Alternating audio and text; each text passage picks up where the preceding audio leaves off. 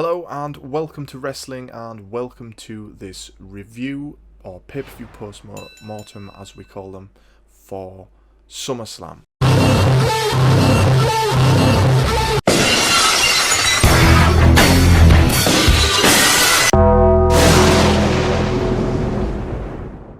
I really enjoyed it. I thought it was a really good show. Overall, I thought most of the matches were excellent. I didn't watch the kickoff. I just watched the main show, but yeah, from what I saw, I really enjoyed it. So we'll get into individual matches and break them down and discuss them. So we started off the night with Natty versus Becky in a submission match. It was the Disarm Her versus the Sharpshooter. There's a bit of story to this one. Normally I don't really like Natalya matches, but she worked Becky's legs. She was softening them up. A lot of storytelling went into the match where Natty was trying to weaken the legs for the Sharpshooter. And then later on she did this really impressive Sharpshooter from like the second rope. That was cool. That looked really good, I thought. Then Becky turns things around and she sends Natty arm first into the table, the commentary table, and then into the steel steps. So now Becky's working, weakening the area that her submission works best on. So that was cool to see. They obviously thought that through, and yeah, that worked for me. There was a huge superplex from Natty, from obviously superplex, so from the top rope. There was a bit of a botch on the basement drop kick from Natty, which was a shame to see. I think that was the only blemish on this match. It was quite a distance. There was about that much of a gap between the kick and where it should have landed. But then Becky puts in her own Sharpshooter. So they did the thing of doing each other's moves, which has been done before, but again, it's good to see. It's nice to see in a match with Natty, because as I say, I'm not really a big fan of hers, but I was really invested in this match. Natty then gets her own Disarmer in. They do some back and forth between each other. And finally, Natty manages to get her own Sharpshooter in. This is reversed into a Disarm Her, and Becky retains her belt. A very good opening match for me. I enjoyed it. Following this, we got Goldberg versus Ziggler. Who'd have thought Goldberg would have been doing two matches in 2019? But yeah. And Ziggler, it seems strange that it was Ziggler, but Ziggler had been calling out sort of the old superstars, and Goldberg was here to sort of prove that they can still do the business. Ziggler hit a super kick straight away, straight off the bell, goes for the pin, kick out at 2, does a second kick out again. He goes for a third super kick. But Goldberg manages to hit an almighty spear. It was, oh my god, it was unreal. And then he lands the jackhammer and wins. So, traditional sort of squash match from Goldberg. But then Ziggler gets on the mic and he starts taunting Goldberg as he's walking off up the ramp. He's saying, "Ah, you're not a man," and all this, you know, he's going on at him, and you're thinking, what's he on about? By the way, Ziggler's selling everything so well. You know, he's one of the best sellers. Well, probably is the best seller. Maybe him and Sasha in WWE. And he's writhing around. He's in, you know, he's showing that he's in agony, but he's saying, "Goldberg, I can take more." So Goldberg comes back down, plants another spear on him, walks off. Ziggler gets the mic again.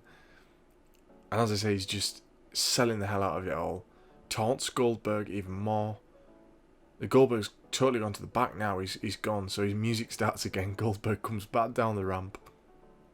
He picks him up. Ziggler's dead weight. He can't hardly pick him up. He sort of decides it's not worth it, and he gives him a bit of a pat on the back. But it's a swerve. He runs to the ropes, comes back, hits the other ropes. Third spear.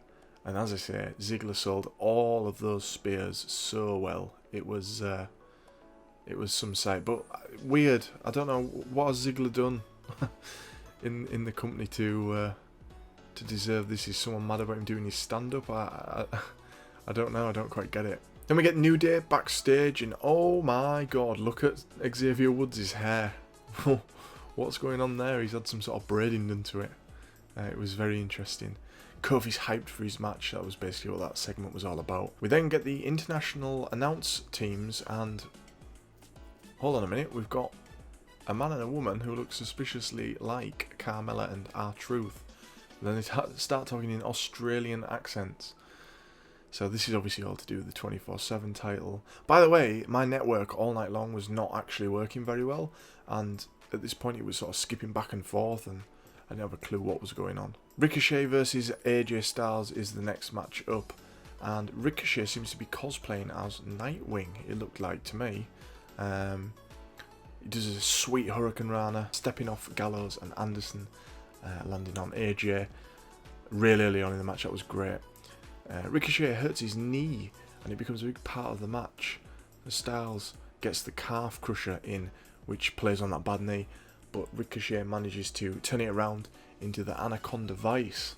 The other members of the OC start to distract Ricochet, but he deals with them, and he does like this twist off the top rope to AJ, but AJ manages to catch him, and he hits the Styles Clash for the win. Similar to what we've sort of seen before, but really good. A really, really good match from two. I mean, what else would you expect? AJ Styles and Ricochet, two fantastic wrestlers. And yeah, possibly match of the night? Possibly not. We'll get to one later on. After the match, Styles tells Gallows and Anderson to do the Magic Killer on Ricochet, which they do. And yeah, Dirty Heel OC, as they're now called, the original club.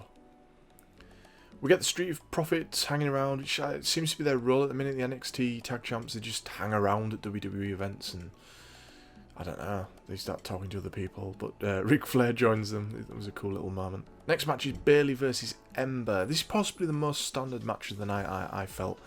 It was a little bit, I don't know, it didn't click for me. Later on in the match, Ember hits Hurricane Rana from the top rope, and then sort of a inverted double knees to the face type move. It was yeah, that was interesting. Bayley jumps from the top, but Ember catches her, hits a powerbomb. Ember goes for the Eclipse, but Becky cuts her off and hits the Bayley to belly from the top rope. She does that sort of like cat-like agility up the turnbuckle, and does that move, and wins. Following this was Kevin Owens versus Shane. Kevin Owens would have to quit WWE if he lost. Right before the match starts, Shane announces Elias as the guest enforcer, so predictably he hangs around. I don't quite understand the guest enforcer thing. It's like they come down in a ref's uniform, but they're not refs. I don't quite get it. This is where my network totally cut out on me whilst I was watching it live, so this is why I had to then stop watching and then come back and watch it later. This is why it's taken me a little bit longer to get this pay-per-view Post-Mortem done. So yeah, network was not very good on tonight's show, and I think a few other people experienced that. Not good on WWE's part. You're paying for a service, you want to watch something live, they should really be giving refunds out for this, but I don't think they will. Anyway, later on in the match, Elias throws a chair in to goad Kevin Owens into getting DQ'd. Remember, if he loses, he has to leave. Kevin Owens kind of contemplates using the chair for a while, but he decides against it. Elias and Kevin Owens sort of look each other in the eyes on the edge of the ring. You know, they're stood face to face like this. Shane tries to take advantage, but accidentally knocks Elias off the ring edge. A quick super kick leads to a senton and then a splash, but Elias makes it back to drag the ref out of the ring, saving Shane. The ref goes to talk to Elias, and Kevin Owens cannonballs both of them. This is on the outside of the ring. Corey Graves is going mental, saying, you know, he's attacking an official, he should be disqualified. Anyway, Kevin Owens then attacks Elias with the chair, goes back to the ring to do the same to Shane, but the ref makes it back to warn Kevin Owens. Kevin hands the chair over to the ref turns to throw the chair out the ring, and at this point he low blows Shane and then stuns him for the win. So Kevin Owens wins the match, but not totally clean. Next up was Trish versus Charlotte, and it was Trish's retirement match in Toronto. She's Canadian. I don't know if she's from Toronto, I can't remember, but pretty much hometown. Obviously, Natty was as well, pretty much near enough. So, a couple of Canadians on the main billing. You have to think that's probably the only reason why Natty actually was, because she's not really high up in the order. But anyway, so Trish versus Charlotte, sort of battle of the ages. Now, before I say anything about the match, I just want to say how good does Trish look? Not in like a pervy way or anything. She's in super good shape. You know, I think she's 42. She's had kids and everything. She looks phenomenal. But the match kind of felt a bit slow to me. I don't know what it was. It just felt a little bit plodding. It got a bit better towards the end, but yeah, I don't know. I don't know about this one. This might have been my least favourite of the night. Trish did get a few of her big spots in, which, you know, brought huge cheers from the crowd. There's an awesome moment where Trish rolls Charlotte through for a figure 4, and then she bridges, but Charlotte manages to hold on. That was really cool. That was really just textbook. I don't know, it just that bit was just seamless the way she did it. I really like that. Charlotte goes for a spear, but she hits the post. Trish then hits the Stratusfaction, but it's not enough. I will say as well, at one point in this match, you could hear somebody saying, I don't know if it was Charlotte. I don't think it was. I think it was someone in the crowd saying, "I am stratisfied." That was funny.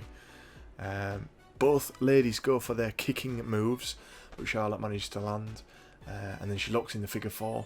And once she bridges, Trish taps, and she gets, you know, a nice ovation from the crowd, which, you know, she does deserve. So it was a nice moment.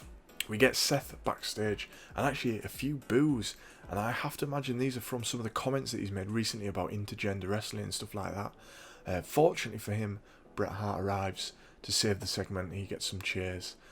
Following this, we get Randy versus Kofi, which is a great story and sort of natural storytelling in wrestling from something that happened years ago.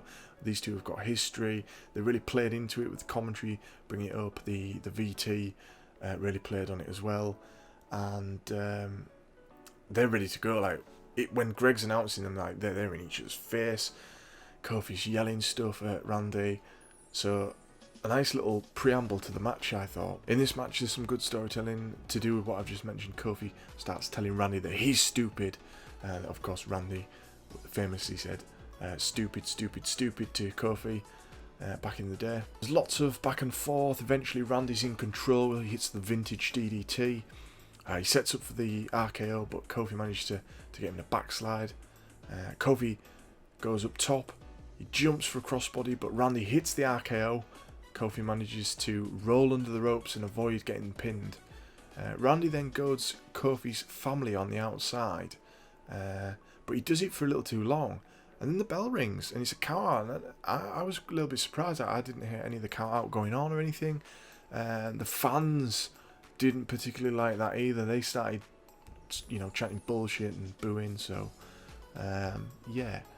Kofi goes mental with the kendo stick after the bell has rang, and he sets him up for the Trouble in Paradise, and he hits it in the ring, and that's that.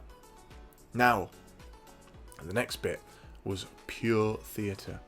The Fiend, Bray Wyatt, his new gimmick, against Balor. Weirdly, Balor didn't do the demon. You would think he would do to match this, but anyway, that's kind of the flaw with Balor's demon thing, I guess. Like, why doesn't he just use it all the time? Anyway, Bray's got a new heavier version of his theme, and his lantern's like a decapitated head that looks very much like his old look. Interestingly, he's billed as the Fiend as well. He's not billed as Bray Wyatt, so I thought that was something to note. He just dominates the match. He's exactly how it should be. He even attempts to break Finn's neck. There was a bit where he did like the neck snapping thing. I was like, what's going on here? Yeah, I thought he was trying to kill him. He should have been arrested. Anyway, it seems like he's battling with himself. Obviously, it's like a kind of like a bipolar thing, or like a dual personality thing. And yeah, he's battling within himself, and this allows Finn to sort of rally back, and he hits a few moves, hits the drop kick, goes for the coup de grace, but the Fiend evades, and he locks in the mandible claw for the win. It knocks him out, knocks Finn out, and he wins via the pin, but really he could have won by the knockout. So, interesting. No Sister Abigail. I wasn't expecting him to wrestle in his mask either, but it was awesome. And the crowd said the same. Brilliant stuff. Let's just book Bray to the moon. Let's put a rocket on him. So we get to the main event, and it's Brock versus Seth, and I sort of was thinking, well, we don't really need to see this again. Like, people aren't that fussed about Brock anymore. But something weird happened. Like, Brock got really cheered. Seth was kind of getting booed. But anyway, Seth's all taped up. It's not a good start for him, is it, having a target on him when you're going into battle with Brock Lesnar. So guess where Lesnar's going to target? Anyway, straight sidekick gets Seth back on track. But Lesnar goes for a German. Seth lands on his feet. Then he hits a stomp. And it's a 2 count. And the crowd are so into this already. And I was like, oh my god. Brock goes for another German. Again, Seth lands on his feet. Lands a few more kicks. Goes for another stomp. But Brock catches him and he lands an F5. But that wasn't enough. He then picks Seth up by this bandaging or tape that's around him. And he's swinging him around. That was an interesting offense from Lesnar. He lands some Germans eventually. He even does some on the outside. He goes for another F5. But this time it's on the outside. Seth manages to sort of smash him off the ring post. There's a bear hug to play on that injured ribs. Rollins knocks Lesnar outside, and he bunches dives through the middle rope, before being caught and driven into the ring post. Brock looks to set up the commentary desk, but Seth does a super kick, hits him onto it, then dives and splashes Brock through the table. Absolutely unbelievable stuff in this match. They make it back into the ring. Seth splashes him again. He stomps him, and then Brock gives an almighty kick out at 2, and you're thinking, who is going to win this match? They've both hit all their big moves, and they're both kicking out. Seth then goes for another stomp, but he's picked up for the F5. He manages to wriggle free. Another straight side kick, and then the stomp, and Rollins wins the Universal title back. What a match. It was unbelievable, and I think it possibly could steal match of the night for me. I think technically Ricochet and AJ was a better match, like for wrestling, like pure wrestling, but for absolute just the moments and the false finishes and the big moves, I think this one might steal it for me. And then Seth winning the title back was awesome. So SummerSlam, excellent pay-per-view from WWE, and I think I'm going to go as high as a 9. That excellent Lesnar Rollins match at the end. If you make your main event great, it's a great pay-per-view for me. But then Bray Wyatt's match, and obviously AJ, Ricochet, and then Becky Natty was also really good. So yeah, I'm going to go 9 out of 10 for SummerSlam. I really enjoyed it.